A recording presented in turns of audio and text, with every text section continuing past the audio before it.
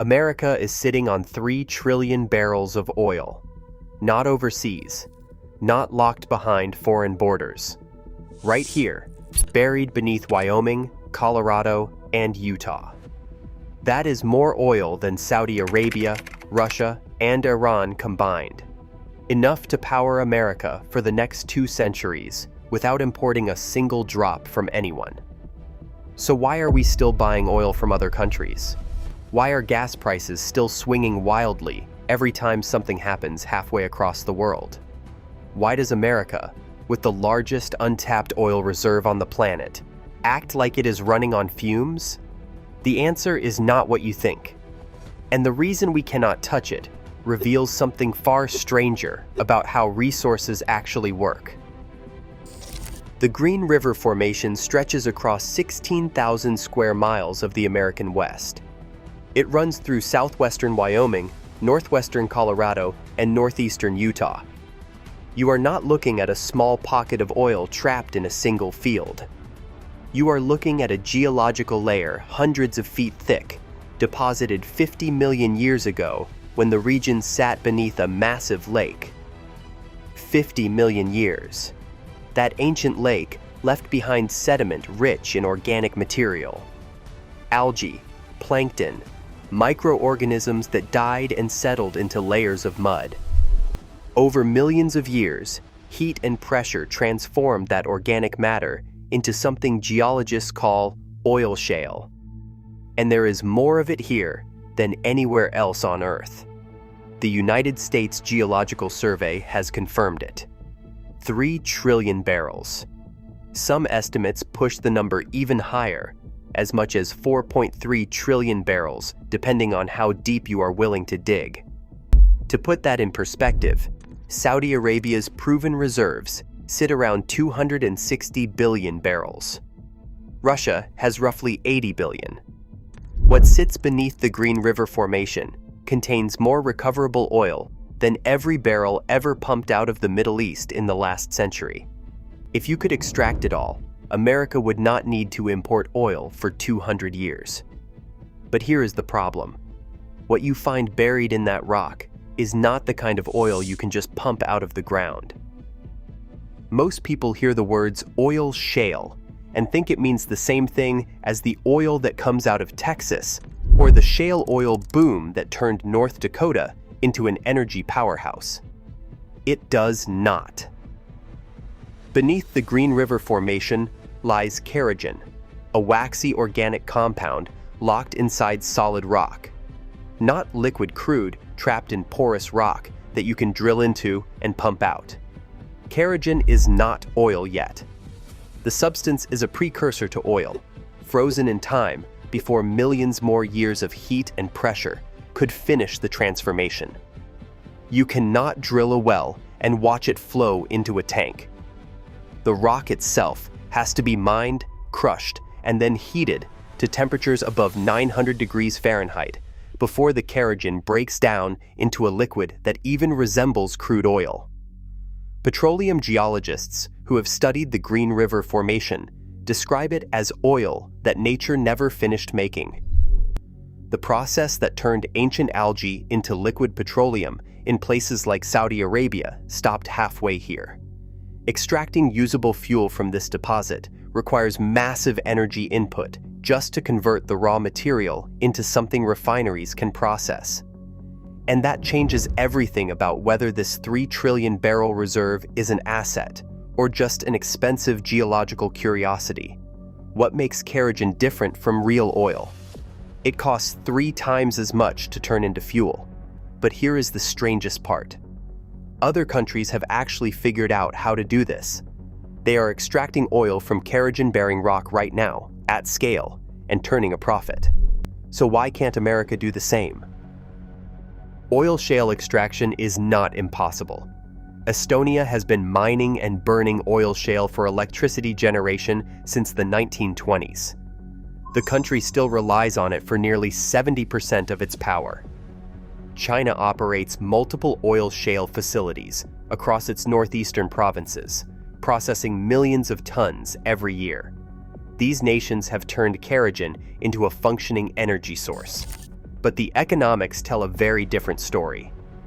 Estonia mines oil shale in massive open-pit operations where entire hillsides are carved away to reach the Kerogen-bearing rock layers. The extracted shale is then either burned directly in power plants or processed in retort facilities that heat the rock to release liquid fuel.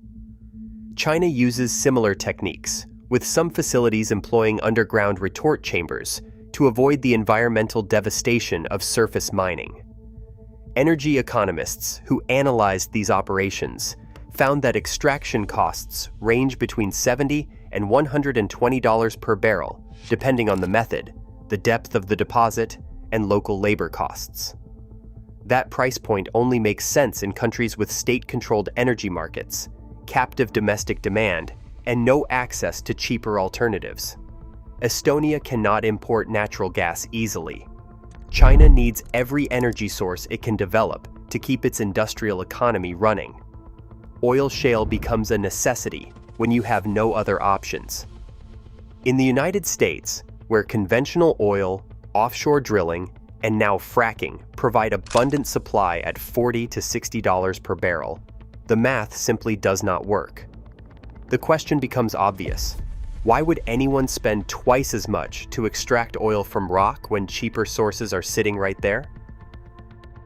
During the 1970s oil crisis, when OPEC choked off supply and gas prices quadrupled overnight, the United States government saw the same numbers and decided oil shale was worth trying anyway. Federal money poured into demonstration projects across Colorado and Utah through the Department of Energy. Exxon launched the Colony Project in Parachute, Colorado, a billion-dollar facility designed to mine and process 50,000 barrels of shale oil per day. Workers carved into the mountainside, built retort towers, and laid pipelines. For a few years, it looked like oil shale might actually become commercially viable. Then, oil prices collapsed in the early 1980s. On May 2, 1982, Exxon announced it was shutting down the Colony Project immediately. $5 billion spent in today's currency, and the conclusion was brutal. Even at full production, they would lose money on every barrel. Every single barrel. Shell took a different approach. Instead of mining the rock and heating it above ground, they developed an in-situ conversion process that involved heating the shale underground, using electric heaters drilled deep into the formation. Turn the kerogen into liquid oil while it was still buried, then pump it out like conventional crude. Shell spent 3 decades and hundreds of millions of dollars testing this method. In 2013, they abandoned it. Heating enough rock to produce meaningful volumes of oil required staggering amounts of energy. The timeline stretched across years before you could extract a single barrel, and the infrastructure costs never came close to making economic sense. Every major oil company that attempted oil shale extraction in America reached the same conclusion. The costs were insane, and there was no realistic scenario where the project would ever turn a profit. The town of Parachute, Colorado, which had swelled to over 5,000 workers during the Colony Project's peak, watched the population collapse overnight. Homes sat empty. Businesses shuttered. The phrase Black Sunday became shorthand for May 2, 1982, the day Exxon pulled out without warning. Shell kept trying for another 3 decades because they believed the problem was not economic, it was technical. Heat the rock underground instead of mining it. Avoid the environmental devastation. Extract the oil where it sits. If they could just solve the engineering, the economics would follow. That optimism kept the dream alive through the 1990s and 2000s. It kept research teams employed. It kept investors writing checks, and it kept the promise that America's 3 trillion barrels would someday matter. But optimism does not change thermodynamics. The reason those costs spiraled so high comes down to 3 brutal realities that every energy company eventually hit. First, water. Producing 1 barrel of oil from shale requires approximately 3 barrels of water. Across the arid landscape of Wyoming, Colorado, and Utah, where annual rainfall barely reaches 10 inches and the Colorado River is already over-allocated to 7 states, that water simply does not exist in the volumes needed for large-scale extraction. Building pipelines stretching hundreds of miles to bring in water from sources that are already fighting over every gallon becomes the only option, and those sources do not have water to spare. Second, energy input. Heating Kerogen-bearing rock to 900 degrees Fahrenheit underground, or mining and processing it above ground, consumes enormous amounts of energy. Studies have shown that the energy required to extract and process oil shale can approach or even exceed the energy content of the fuel produced. Burning nearly as much energy getting the oil out as the oil itself contains makes the entire operation thermodynamically absurd. Third, infrastructure. Drilling a well is not enough. Mining equipment, retort facilities, refineries, specifically designed to handle the low-quality synthetic crude that comes from processed Kerogen, waste disposal sites for millions of tons of spent rock, and roads capable of handling industrial traffic across remote terrain all become necessary. Energy analysts who calculated the break-even price for American oil shale extraction arrived at figures between $95 and $130 per barrel, and that assumed perfect conditions with no delays, no regulatory hurdles, and access to unlimited water. At those prices, competing with conventional oil becomes impossible. Renewable energy, which by that point becomes cheaper and politically easier to build, wins instead. If that break-even price just made your jaw drop, every subscriber is automatically entered in our monthly giveaway for a branded hoodie. Details in the description. So are there other barriers beyond just the cost? The environmental cost of oil shale extraction goes beyond just economics. When petroleum geologists calculate the full life cycle emissions, oil shale produces roughly 3 times the carbon dioxide of conventional crude oil per barrel. Mining and processing Kerogen requires heating massive volumes of rock to temperatures high enough to break molecular bonds, and that heat has to come from somewhere, usually from burning fossil fuels to generate the electricity needed to run the operation. Carbon footprint compounds at every stage. Groundwater becomes the next problem. Heating rock formations underground or disposing of spent shale above ground introduces chemicals and heavy metals into aquifers that supply drinking water to communities across Wyoming, Colorado, and Utah. The Environmental Protection Agency flagged selenium, arsenic, and sulfate contamination as risks that no containment system could fully eliminate over the decades-long time frame these operations would require. Land disturbance creates another issue that cannot be hidden. Producing 50,000 barrels of oil per day from shale requires disturbing tens of thousands of acres through either open-pit mining or the dense grid of drill sites needed for in-situ heating. Visual and ecological impact across the Green River Basin would be staggering. Federal land managers reviewing the proposals saw the scale and realized something no engineer wanted to admit out loud. You cannot heat tens of thousands of acres of underground rock formations to 700 degrees Fahrenheit and expect the surface environment to remain stable. Ground subsidence, aquifer disruption, and long-term contamination were not risks that could be managed. They were certainties baked into the process. The Environmental Protection Agency did not reject oil shale extraction because the industry failed to submit the right paperwork. They rejected it because the physics of what needed to happen underground made environmental protection impossible at the scale required for commercial viability. Could better technology solve these problems? Shell Oil believed the answer was yes, and for 30 years, they spent hundreds of millions of dollars proving it. Shell's in-situ conversion process looked like it might finally crack the problem that had defeated every other attempt.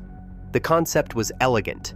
Drill thousands of heating elements deep into the shale formation, raise the temperature of the rock to around 700 degrees Fahrenheit over the course of 3 to 4 years, and let the kerogen slowly convert into liquid oil underground. No mining, no hauling millions of tons of rock to the surface. Just heat the formation in place and pump out the oil like you would from any conventional well. Shell tested the technology at their Mahogany Research Project site near Rifle, Colorado, starting in the 1980s and continuing through 2013. The results were technically successful in the sense that the process worked exactly as designed. Heated rock produced oil.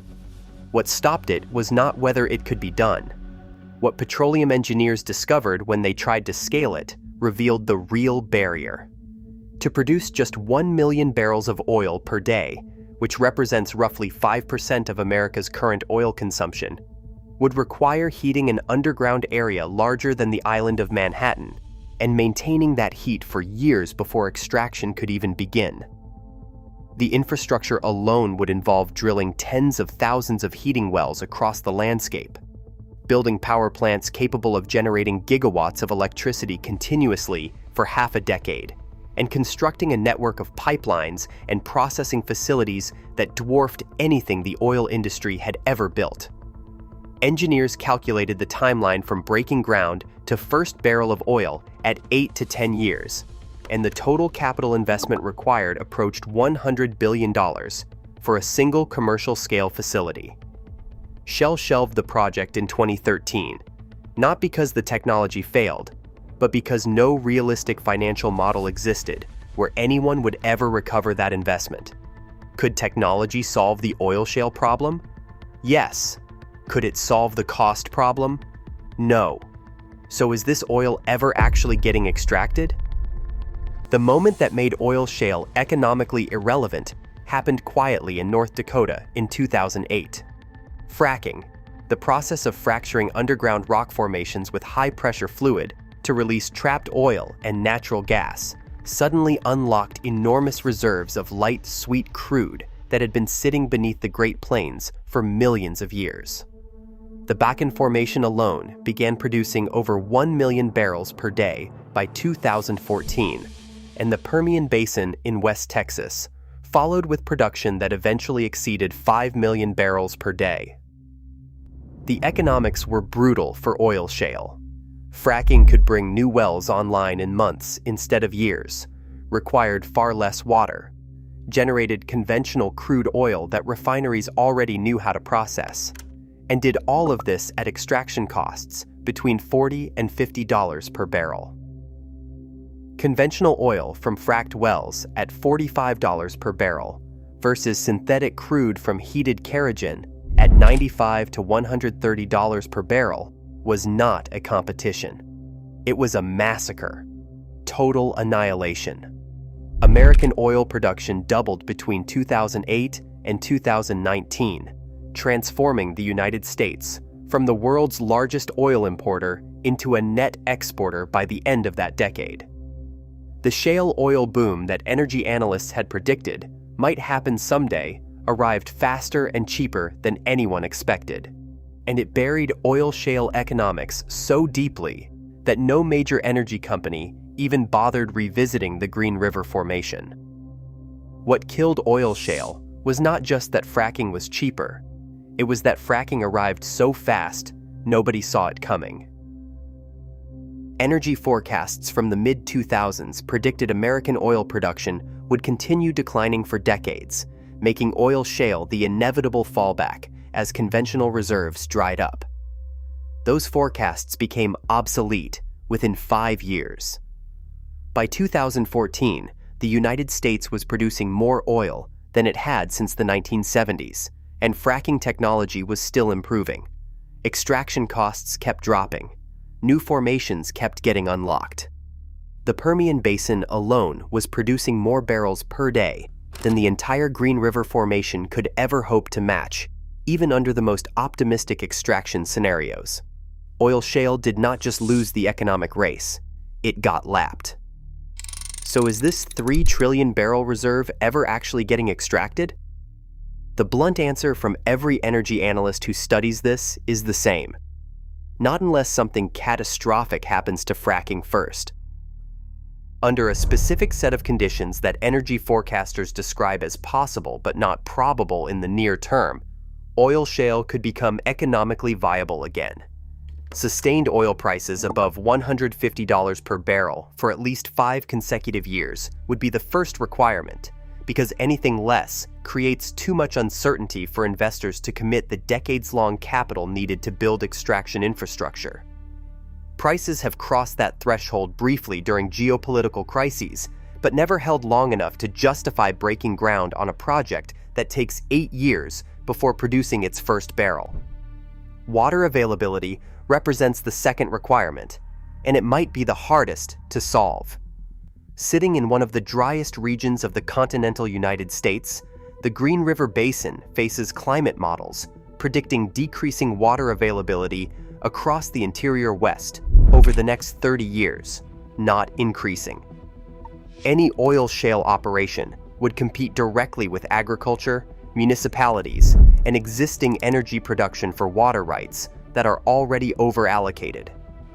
Carbon capture technology that can operate at industrial scale and actually sequester emissions permanently, not just offset them, would need to exist and be economically deployable to address the environmental barriers that shut down earlier attempts. There is a fourth condition that almost never gets mentioned, but might be the most important. Public tolerance for environmental trade-offs would need to shift dramatically. Every previous attempt to commercialize oil shale failed not just because of cost, but because communities, environmental groups, and federal agencies fought the projects at every stage. Permits took years, lawsuits delayed construction, local opposition blocked access to water rights. Even if oil prices hit $150 per barrel and stayed there, the political and regulatory environment would need to change in ways that seem unlikely given current climate policy momentum. Energy companies learned this lesson in the 1980s and 1990s. High oil prices alone do not make oil shale viable if you cannot actually build the infrastructure, because nobody wants it in their backyard. The Department of Energy's most recent oil shale assessment includes a section titled Social License to Operate, which is bureaucratic language for admitting that public opposition might be the ultimate barrier, even if all the technical and economic pieces align.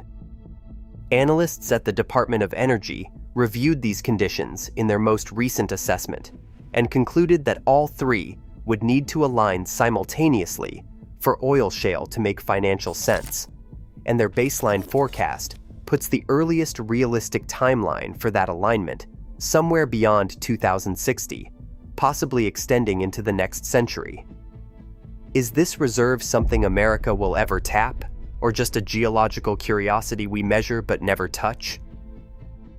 America sits on enough oil to power the nation for 2 centuries at current consumption rates, yet imports millions of barrels from other countries every single week because the oil beneath our feet costs more to extract than the oil we can buy. This is the paradox of resource abundance, when economics, not geology, decides what gets used. Having 3 trillion barrels beneath Wyoming matters less than whether anyone can afford to pull it out of the ground at a price consumers will actually pay. And right now, the answer is no. Those formations will sit undisturbed, not because we lack the technology or the knowledge, but because every other option remains cheaper. What this reveals about energy security is uncomfortable.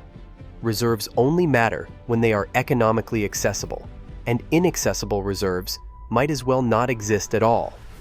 Wealth and unusable potential are separated by a thinner margin than most people realize, coming down to a single number on a futures exchange, determining whether something is treasure or just expensive rock.